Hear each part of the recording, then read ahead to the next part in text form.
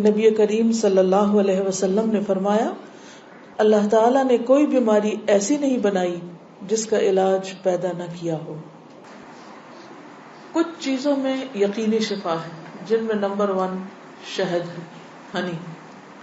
ابو سعید رضی اللہ عنہ سے روایت ہے کہ ایک آدمی نبی صلی اللہ علیہ وسلم کی خدمت میں حاضر ہوئے اور عرض کیا کہ میرا بھائی پیٹ کی تکلیف میں مبتلا ہے۔ آپ نے فرمایا اسے شہد پلاؤ۔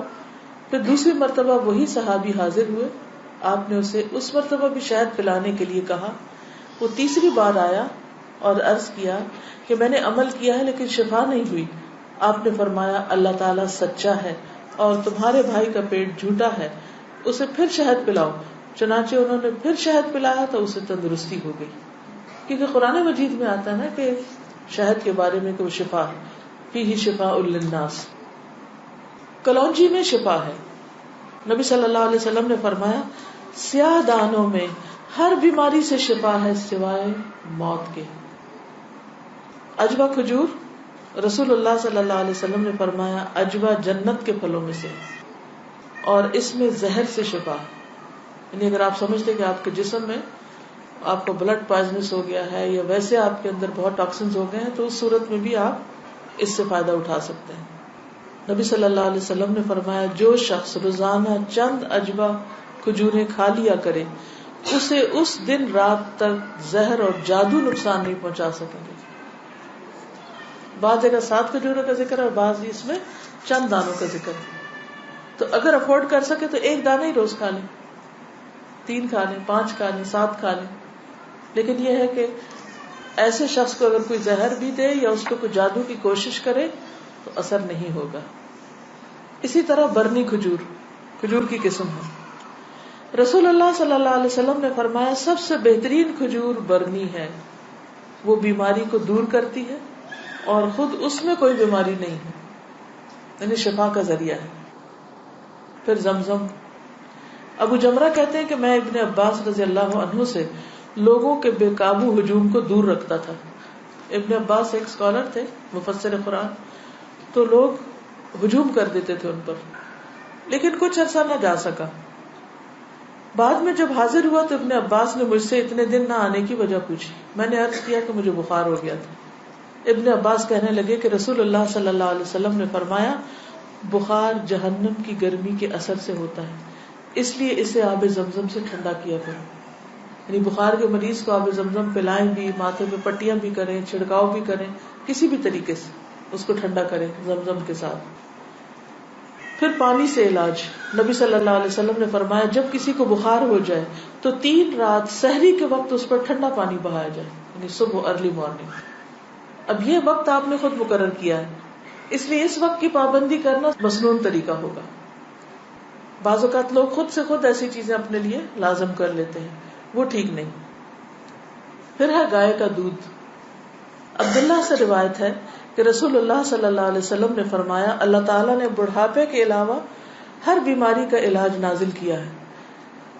گائے کا دودھ لازمی طور پر استعمال کیا کرو کیونکہ یہ ہر قسم کا درخت چرتی ہے، یعنی جو جانور مختلف درخت چرتے ہیں پھر ان کے دودھ کے اندر اس کا اثر آ جاتا ہے، یعنی وہ ایک طرح سے ان کے دودھ میں بہت ساری میڈیسنز خود بخود شامل ہو جاتی ہیں۔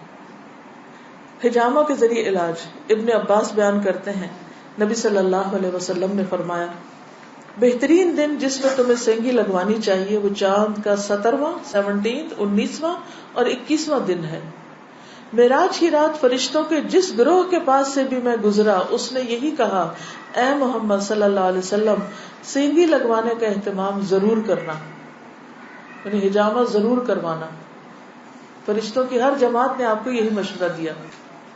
انس رضی اللہ عنہ کہتے ہیں کہ رسول اللہ صلی اللہ علیہ وسلم نے فرمایا جب تم میں سے کسی کا خون بھڑکنے لگے، یعنی بلڈ پریشر ہو جائے، بی پی ہائی ہو جائے، تو وہ سینگی لگوائے، کیونکہ خون کے جوش مارنے سے آدمی کی موت واقع ہو سکتی ہے، یعنی بعض اوقات بی پی کے ہائی ہونے سے انسان مر سکتا ہے۔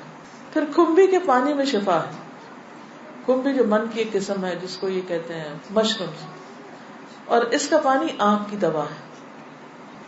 عود ہندی میں شفا ہے۔ ام قیس سے مروی ہے کہ میں اپنے ایک لڑکے کو لے کر حضور صلی اللہ علیہ وسلم کی خدمت میں حاضر ہوئی۔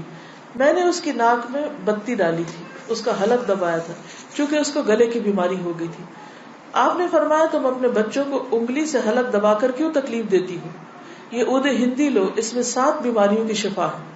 ان میں سے ایک ذات الجنب، پسلی کا برم یعنی کہ نمونیا. اگر حلق کی بیماری ہو تو اس کو ناک میں ڈالو، اگر ذات الجنب ہو تو حلق میں ڈالو. یعنی بعض چیزیں ناک کے راستے بھی ٹپکائی جا سکتی، بعض گلے میں ڈالی جا سکتی. جنگلی بکری کے گوشت میں شفا، ہنٹنگ کا جو گوشت ہے نا. انس بن مالک سے روایت ہے کہ رسول اللہ صلی اللہ علیہ وسلم نے فرمایا ارق النساء سے شفا حاصل کرنے کے لیے جنگلی بکری کے ران کے اوپر والے کمر سے متصل حصے کو پگھلایا جائے، پھر اسے 3 حصوں میں تقسیم کیا جائے اور مریض نہار منہ 3 دن یعنی ہر روز ایک حصہ پیے. یعنی اس کو سوپ بنایا جائے، پگھلایا جیسے مراد یہ کہ اس کو بالکل اس کو ملیدہ بنا لیا جائے. کون سے حصے کو؟ ران کے اوپر کے حصے کو. تلبینہ. عائشہ رضی اللہ تعالی عنہا بیمار کے لیے اور میت کے سوگواروں کے لیے تلبینہ پکانے کا حکم دیتی تھی اور فرماتی تھی کہ میں نے رسول اللہ صلی اللہ علیہ وسلم سے سنا ہے کہ تلبینہ مریض کے دل کو سکون پہنچاتا ہے اور غم کو دور کرتا ہے. مہندی. سلمہ ام رافع جو رسول اللہ صلی اللہ علیہ وسلم کی آزاد کردہ باندی ہیں فرماتی ہیں کہ نبی صلی اللہ علیہ وسلم کو زخم ہوتا یا کانٹا چبھتا تو آپ اس جگہ مہندی لگاتے. اور آخری بات یہ کہ پرہیز علاج سے بہتر ہے. ام المنذر بنت قیس انصاریہ کہتی ہیں کہ رسول اللہ صلی اللہ علیہ وسلم میرے پاس آئے، آپ کے ساتھ علی رضی اللہ عنہ بھی تھے جو ابھی ابھی بیماری سے صحت یاب ہوئے تھے. کچھ نیم پختہ کھجوریں جو پک گئی تھی لٹکی ہوئی تھی. رسول اللہ صلی اللہ علیہ وسلم نے ان کو کھانا شروع کر دیا اور علی بھی کھانے کے لیے کھڑے ہوئے، لیکن رسول اللہ صلی اللہ علیہ وسلم نے یہ کہہ کر منع فرمانا شروع کر دیا کہ رک جاؤ کیونکہ ابھی تک بیماری کی کمزوری باقی ہے. سو وہ رک گئے. میں نے جو اور چکندر کا ایک کھانا تیار کیا اور آپ کے پاس لے کر آئی. رسول اللہ صلی اللہ علیہ وسلم نے فرمایا علی یہ کھاؤ، یہ تمہارے لیے زیادہ مفید ہے. یعنی بیمار کو کچھ چیزیں کھانی چاہیے اور کچھ نہیں کھانی چاہیے. تو اس لیے حکم کیا ہے کہ علاج کرتے رہو. اللہ نے کوئی بیماری ایسی نہیں رکھی جس کا علاج نہ رکھا ہو سوائے موت اور بڑھاپے کے. اسی طرح معالج کو دکھانا چاہیے. جابر بن عبداللہ سے روایت ہے کہ رسول اللہ صلی اللہ علیہ وسلم ایک بیمار کی تیمارداری کے لیے تشریف لے گئے اور فرمایا تم لوگ اس کے لیے کوئی طبیب کیوں نہیں بلاتے؟ انہوں نے کہا اللہ کے رسول صلی اللہ علیہ وسلم آپ بھی ہم کو یہ حکم دیں گے، یعنی آپ بھی کہتے ہیں کہ ہم طبیب کو بلائیں. آپ نے فرمایا اللہ تعالیٰ نے جو بیماری اتاری ہے اس کی دوا بھی نازل کی ہے. تو طبیب یا معالج کو دکھانے کا حکم کیوں ہے؟ اس لیے کہ وہ صاحب علم ہے، صاحب تجربہ ہے، اس کے پاس ایکسپیرینس ہے. تو جب انسان کو کسی بھی چیز کے بارے میں علم نہ ہو تو حکم کیا ہے قرآن کا؟ فَاسْأَلُوا أَهْلَ الذِّكْرِ إِن كُنتُمْ لَا تَعْلَمُونَ. جاننے والوں سے پوچھو اگر تم نہیں جانتے، چاہے کوئی دنیاوی مسئلہ ہو یا کوئی دینی مسئلہ ہو. پہلا کیا ہے؟ توکل، اللہ پہ بھروسہ کہ شفا مجھے دے گا تو وہی دے گا، اور جو بھی کچھ کرے اس میں یہ نہ سمجھے کہ اس چیز کے اندر کوئی چیز ہے وہ اللہ ہی نے ڈالی اس وقت. دوسری چیز ہے دعا کرنا، دعاؤں سے علاج. تیسری چیز صدقہ کرنا. کوئی بیماری آئے تو صدقہ کیا جائے.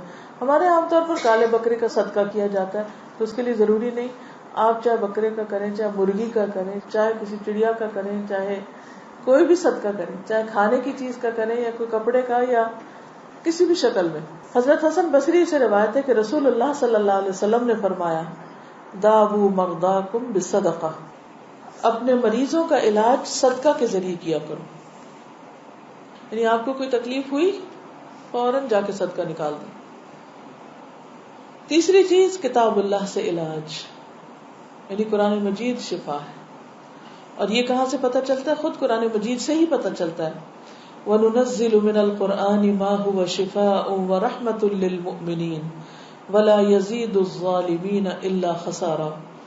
اور ہم قرآن میں جو کچھ نازل کرتے ہیں وہ مومنوں کے لیے تو شفا ہے اور رحمت ہے، مگر ظالموں کے خسارے میں ہی اضافہ کرتا ہے. تو قرآن مجید میں جو کچھ ہے وہ سارے کا سارا شفا ہے. لیکن یہ جو کسی پہ خود سے پابندی خود ساختہ لگا دینی ہے نا کہ 300 بار پڑھو یا 1000 بار پڑھو یا رات کے وقت پڑھو یا صبح کے وقت پڑھو یا عشاء کے بعد پڑھو، وہ بعض اوقات لوگوں کو بلا وجہ کی مشقت میں مبتلا کرنا ہوتا ہے. اور نبی صلی اللہ علیہ وسلم کی سنت سے اس کا کوئی ثبوت نہیں کہ آپ نے صحابہ کو کوئی خاص نمبر بتایا ہو اور یہ کہا ہو کہ یہ اس وقت میں بیٹھ کے پڑھو یا اندھیرا کر کے پڑھو یا پانی کے کنارے پہ جا کے بیٹھ کے پڑھو. یہ پھر خود ساختہ پابندیاں ہو جاتی اور لوگ بھی ڈرنے لگتے ہیں کہ اگر یہ 41 دن نہ پڑھی یہ چیز تو کام نہیں ہونے کا. نہیں، اللہ تعالیٰ تو ایک دفعہ سے بھی سنتے ہیں. لا الہ الا انت سبحانک انی کنت من الظالمین. اصل چیز ہے کہ اخلاص اور شوق کے ساتھ انسان پڑھے. صرف اس کو ایک رٹو طوطے کی طرح رٹتے رہتے ہیں، پڑھتے رہتے ہیں، نہ کوئی یقین ہوتا ہے، نہ کوئی روح ہوتی ہے اور نہ ہی کوئی سمجھ ہوتی کہ کیا پڑھ رہے ہیں. تو یہ ٹھیک نہیں. اسی طرح غیر شرعی علاج سے بھی پرہیز کرنا چاہیے. قیس بن سکن اسدی کہتے ہیں کہ عبداللہ بن مسعود نے اپنی بیوی کو دیکھا کہ اس نے خسرے کی بیماری کی وجہ سے تعویذ پہنا ہوا تھا. خسرہ کی بیماری معلوم ہے جو سارے جسم کے اوپر وہ دانے آ جاتے ہیں. آپ نے اسے سختی سے کاٹا اور کہا کہ عبداللہ کی آل شرک سے بیزار ہے. ہم نے رسول اللہ صلی اللہ علیہ وسلم سے یہ بات بھی یاد کی ہے کہ بلا شبہ جھاڑ پھونک، تعویذ اور محبت کا جادو شرک ہے. یعنی کسی کو مسخر کرنے کے لیے جادو کرنا، کوئی ایسے ٹوٹکے کرنا، وہ بھی شرک میں آتا ہے. یعنی بعض خواتین ہوتی ہیں نا، وہ اپنے شوہر کا دل جیتنے کے لیے بابوں کے پاس چلی جاتی ہیں، وہاں سے کچھ عملیات کرواتی ہیں، تو یہ شرک میں آ جاتا ہے. اسی طرح کوئی چیز باندھ کے اسے گلے میں لٹکا لینا، یہ بھی درست نہیں. اس کو پڑھنا چاہیے. اور شرک یا دم جو ہے یہ سب کچھ پھر شرک میں شامل ہو جاتا ہے. اسی طرح حرام ادویات بھی منع ہے. نبی صلی اللہ علیہ وسلم نے حرام ادویات کے استعمال سے منع فرمایا ہے. ابو ہریرہ سے روایت ہے، سنن نبی داؤد. آپ نے فرمایا جس نے حرام چیز کے ساتھ علاج کیا اللہ تعالیٰ اس کے لیے اس میں شفا نہیں رکھے گا. یعنی حرام شفا نہیں دیتا، وہ مزید کسی بیماری کو بڑھانے کا ذریعہ بن جاتا ہے. آج کل آپ دیکھیں کہ کتنا زیادہ سائیڈ ایفیکٹس کے بارے میں آپ سنتے ہیں.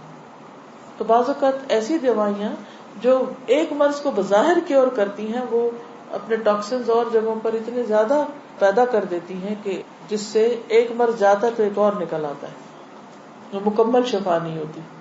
الکوہل سے علاج کرنا منع ہے. بعض لوگ کھانسی وانسی میں وہ دیتے ہیں نا برانڈی، اور کہتے ہیں بس ایک چمچہ بچے کو پلا دو تو ٹھیک ہو جائے گا. چاہے اس سے وہ ٹھیک ہو بظاہر، لیکن وہ مزید مرض پیدا کرنے والی، وہ شفا کا ذریعہ نہیں بلکہ بیماری ہے. نبی صلی اللہ علیہ وسلم نے جو فرمایا کہ 3 چیزوں میں شفا ہے. اس میں ایک شربت اصل، شہد پینا، اور دوسرا شرطت محجم، یعنی اس کے کٹ میں وہ جو حجامہ والا کٹ لگاتا ہے، اور تیسرا داغنا. تو میں تمہیں داغنے سے منع کرتا ہوں. 2 طریقے ٹھیک ہے، شربت اصل ٹھیک ہے، شرطت محجم ٹھیک ہے، لیکن داغنا ٹھیک نہیں.